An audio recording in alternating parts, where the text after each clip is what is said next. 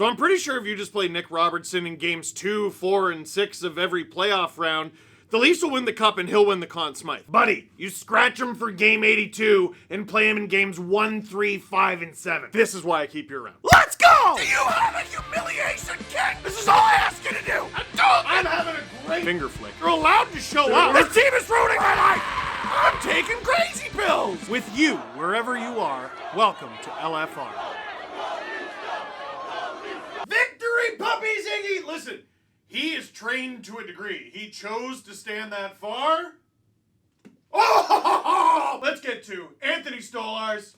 That was a terrible throw for me. You know what? Nope. Redo. We're going to pretend that never happened. All right. You know what? The first one went in. Oh, that's a feel-good win. Leafs win 5-0 over the Columbus Blue Jackets. I don't know if that was a big win for you, but that was a big win for me. Let's talk about it. Dude, listen. This is LFR. This is Leafs fan reaction. There are so many ways to get Leafs content out there, but there's a reason you're here. This is my 18th season making LFR videos. I've been making them since 2007. Matt Sundin was still on the Leafs and still the captain. I've been doing this for a long time, and I've been watching the Leafs super in depth. And there are certain things you just know. At least I do, because I pay attention. No one else is gonna recognize silly stats like this. Nick Robertson, the game after being a healthy scratch, is Pavel Bure. He is Alexander Ovechkin. He is Steve Yzerman. He is Wayne Gretzky times Phil Kessel. All of those players are the same. The second it was announced that Nick Robertson was going to be in the lineup tonight, I thought, we got a game, folks. There's a reason this game was on Hockey Night in Canada. You might think Columbus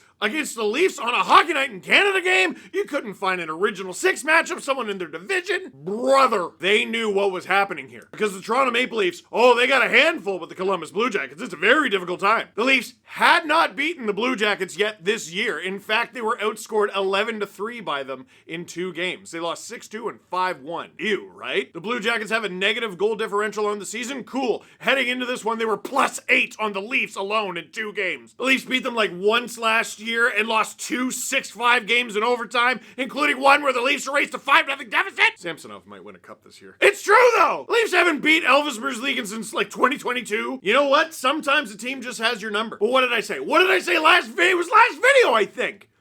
There are certain superpowers that players have. And Nick Robertson's is being Nick Robertson after a healthy scratch. The next game after Nick Robertson is a healthy scratch, he's tucking. He is 1,000,000% scoring. And you cannot stop him. He gets back into the lineup because no David Kampf, and also OEL is playing with Tanev because no Jake McCabe. Someone's got to step up. And Berube's like, yeah, Robbie's the free space. We've been through this. And to that I said, because he's very intimidating. He's terrifying. I am angry that Steven Lorentz didn't get an assist on this because he should have. Also, this ended up being the game-winning goal, so it would have been fitting. Lorentz helps create the turnover off of Zach Werenski. I don't know if you've heard of him. He's pretty good. He's probably going to get Hart votes. Definitely Norris votes, might even win it. Pontus Holmberg charges in and he's like, I'm a center now, and he drops it for Robbie. Dude. Listen. Nick Robertson is a free agent again this summer, restricted. That whole trade thing, I don't know. We shouldn't be looking ahead to the offseason. I hate this. Let's not do it. But the whole should they or shouldn't they? Nah, you don't trade that shot.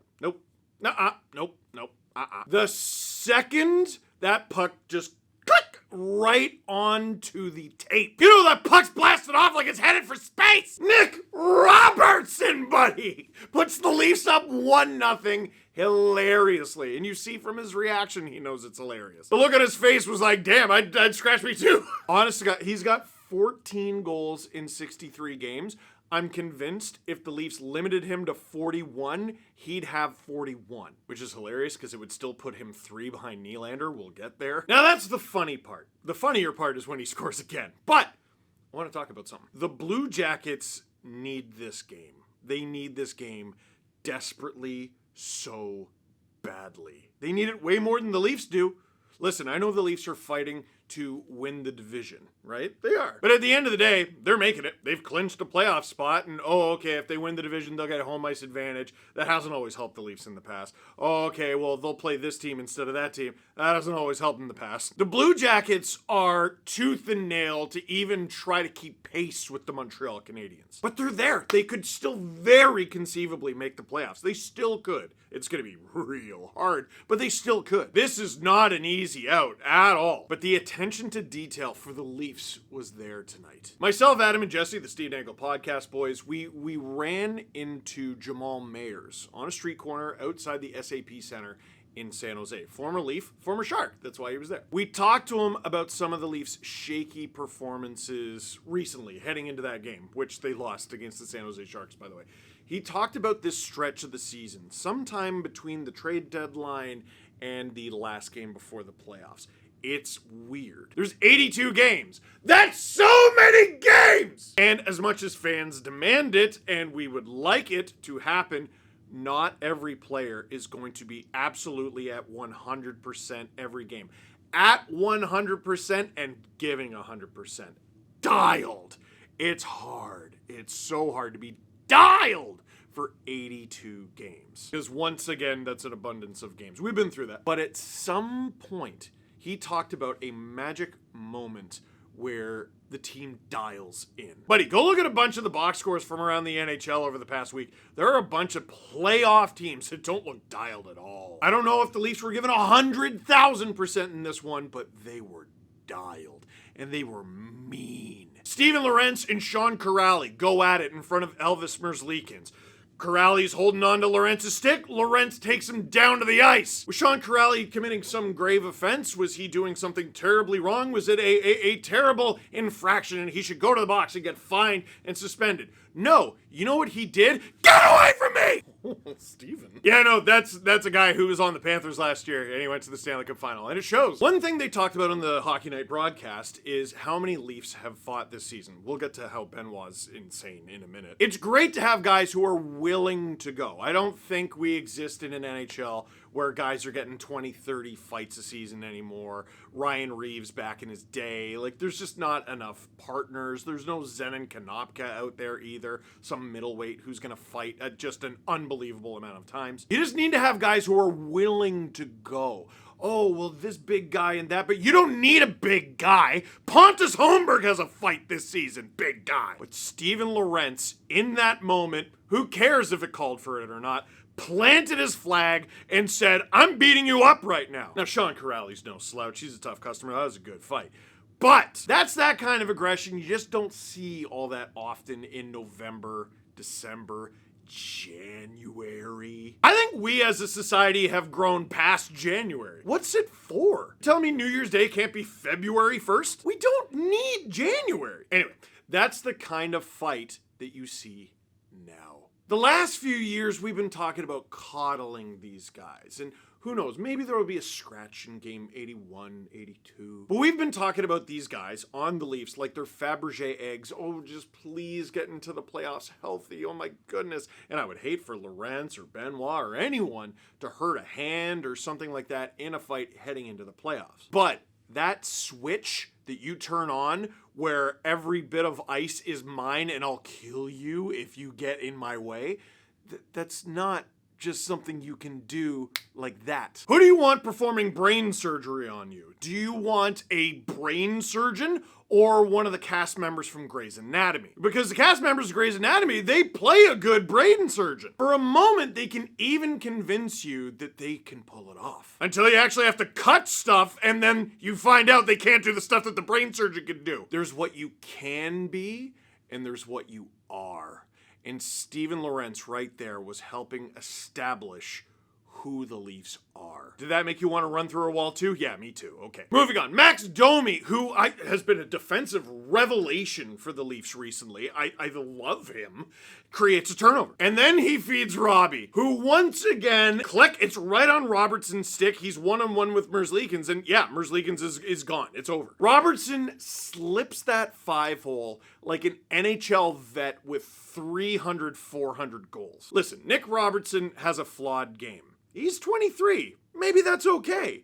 That shot is irreplaceable. Look at unrestricted free agency this summer. How many guys are available can do what Robertson can do with a puck? You might laugh at that, but no. I asked you about a very specific thing. I didn't talk about his attentiveness to the point in the defensive zone, size, ability to win puck battle, whatever. I didn't talk about any of that. That weapon. happen. There are going to be guys making $3, $4, $5, $6 million this offseason who can't do what Robbie can do with the puck. And my friend, it's 2-0 Leafs after 2. A minute 11 into the third period, this goal was hilarious. Dude, it's a 2-on-1. It's Bobby McMahon, and he's got Morgan Riley with him. McMahon feathers a beautiful pass across to Riley. Like, you can't beg for a pass like that to work out that way. And Riley fires it at the speed of smell into the chest of the defender, trying to guard the pass. Why? Hilariously, Riley ends up getting the puck back, puts it on the stick of William Nylander, who's... he snipes it and Riley gets the primary assist. Willie's 43rd. Ew! And the Leafs are up 3-0. All right, we're starting to feel pretty good about this. Now, between Willie's goals, there was something that happened. Do you remember what it was? Willie's second goal was 4-on-4. Do you remember why? Matthew Nyes and Dante Fabro get in each other's general vicinity. Vicinity. Their general vicinity. Okay. We don't all have to be in playoff form just yet. Vicinity. There you go. And Nyes, as he has tended to do several times recently, goes right at Fabro because I'm Matthew Nyes and I'm huge now. Last year I was a rookie tiny baby and now I'm a grunt! For real. Like, I hope this guy's a Leaf forever. Now we're going to ignore the fact that Mathieu Olivier chose not to commit a crime. But then, speaking of crimes, look at what William Nylander does to the Provorov, Eric Goodbranson pairing. Here he is coming in. Oh, goodbye to Provorov. I'm just gonna go right in Goodbranson's face. I don't care. Snipe. Dude, Provorov had an awful game for the Blue Jackets in this one. He even factored in on the 5th goal too. But the Leafs with 4-on-4 action make it 4-0. Willie on hat-trick watch. Robertson on hat-trick watch. That's just depressing because we know neither of them got there. But it was fun. Now, something happened after that. The Leafs and Blue Jackets had been in a few jousting matches. Matthews got into it with someone. And there was a hit at center ice. It was Domi and Matejchuk, I think. And Olivier and Benoit start to engage. Olivier, it looked like, asked Benoit to go. In fact, I'm confident he asked Benoit to go. You know how I know that? Who the would try to fight Mathieu Olivier? I've talked about this many times in these videos and on the podcast. Mathieu Olivier is the toughest guy in the NHL. Oh, Steve, the toughest guy. Go look up his fight with Matt Rempe from earlier this season. Go look up him fighting Arbor Jacki. The fact Ryan Reeves' only fight of the season is against Mathieu Olivier shows the mentality of Ryan Reeves. That dude is not scared. So knowing that, Mathieu Olivier is now fighting a guy who bunny hopped a Superman punch and we all thought, just said it was cool. It's because we love him. I hope Benoit understands how silly that punch looked, but like, we still loved him for it. That's how loved he is, that we were willing to overlook the bunny hop. The Benny hop is hat. Here's what I think happened there. This was a very code moment, like the code. And I think Olivier followed it perfectly. Listen, Olivier's team is getting pumped. And like I said, this game means a lot to them. They're just kind of... Body language, everyone's awful. Merzlikins, Provorov, were the worst. Olivier's like... My team's getting pumped. I gotta go someone. Like that Domi Matejchuk hit had just happened. Who's my best candidate? And he goes at Benny. If Olivier checks the game notes, he would probably know that Benoit had fought recently. So yeah, he'll probably go. Olivier gives him like one of these. Like mostly rabbit punches with the left, but he had a crazy left-right. Benny's bleeding. Like, go look. Olivier like barely threw any punches and he caught him. He got his 2 punches in, threw a few more rabbit punches, which I'm sure didn't tickle. Benoit did try to fight back. And then Olivier, instead of simply burying Simon Benoit right at center ice, calls the fight off. Tells the refs, hey, it's fine, it's done, it's over. Because he threw down, he got his punches in, and everyone got the message. We're done here. Dude, here's his fight card on hockeyfights.com. He just fought noted Alan Walsh client Boku Imama, Jonah Gadjevich, Dennis Gilbert, Ryan Reeves, Tyler Tucker, Nikita Zadorov, Mark Kastelik. Dude, Benny taking that fight. I love him. And to Mathieu Olivier, thank you for letting him live. Sir.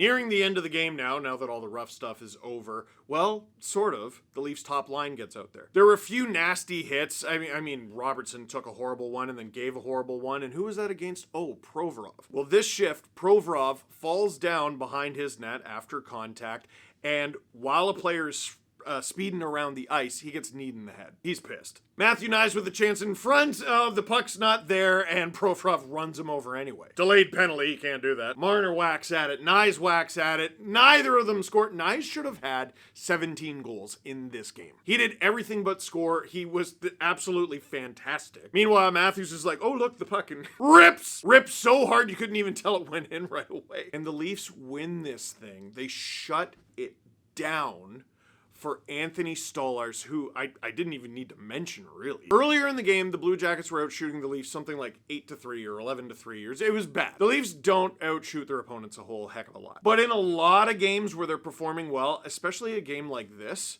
dude, what did Stolarz really have to do? Really solid Team D in this one, really disciplined in a game where you could have let score effects take over, and obviously, really good goaltending. If that team that showed up tonight is the kind of Leafs team we can expect in the first round, add Jake McCabe to that, they'll be in a very, very good place. Questions? Boston officially eliminated from the playoffs with Montreal winning. How big a smile does this put on your face? Let me tell you, there's a smile there, but it's temporary. The Leafs never got to slay that dragon. That era of the Bruins is over. Unless they play the Florida Panthers again, and Brad Marchand's there this time, maybe it'll feel a little bit like they got to slay that dragon, but not really. Not really. You had a chance with Chara there. You had a chance with Chara gone. You had a chance with Bergeron there.